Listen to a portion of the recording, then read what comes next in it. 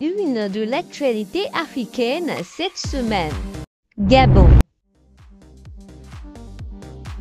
Au sud du Gabon, les régions sanitaires de la Ngounié et de la Nyanga disposent désormais de leur première chambre de stockage de vaccins sur un site totalement réhabilité et équipé par l'UNICEF grâce à un financement du gouvernement du Japon. Un véhicule frigorifique assurera à partir de Mouila et dans de meilleures conditions de froid le transport vers les différentes localités de la Ngounié et de la Nyanga.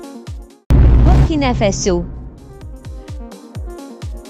3 personnes ont été condamnées mercredi 31 juillet à perpétuité par la justice du Burkina Faso pour avoir perpétré en octobre 2015 une attaque djihadiste, l'une des premières à l'époque dans le pays. Sénégal. Le ministre sénégalais des Transports a réitéré sa volonté de durcir les sanctions envers les comportements dangereux sur la route en réagissant à de nouveaux accidents mortels survenus le 29 juillet dernier. Malick Ndiaye a assuré que le gouvernement accélère autant que possible l'adoption du nouveau code de la route avec le permis à points et promet de réinventer le transport. Afrique du Sud. En Afrique du Sud, la commission disciplinaire du Congrès national africain, ANC, a exclu son ancien président Jacob Zuma. Il est accusé d'avoir violé la constitution du parti en portant atteinte à son intégrité et à sa réputation. Côte d'Ivoire.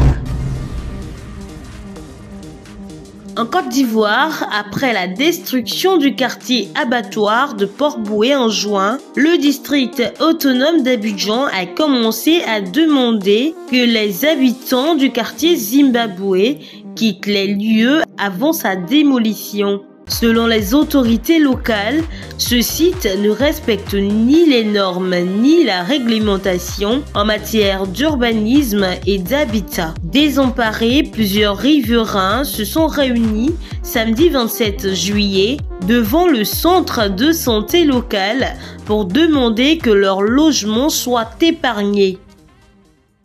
Niger.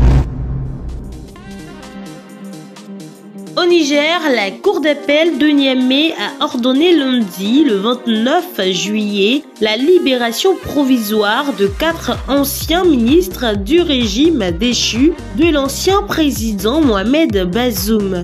Poursuivis pour atteinte à la sécurité nationale et crime de trahison, ils attendent désormais une ordonnance de levée d'écrou pour être officiellement libérés. À l'international. Le défilé des superlatifs pour la cérémonie d'ouverture des Jeux Olympiques de Paris sont 16 bateaux, 6 km de trajet, 300 000 spectateurs, mais aussi des zones de cale au point d'embarquement en amont de la cérémonie. Dans un ponton ivoirien, djiboutien, égyptien et congolais de RDC sont montés à bord avec de nombreux camarades danois, coréens ou dominicains pour fêter l'ouverture de l'événement.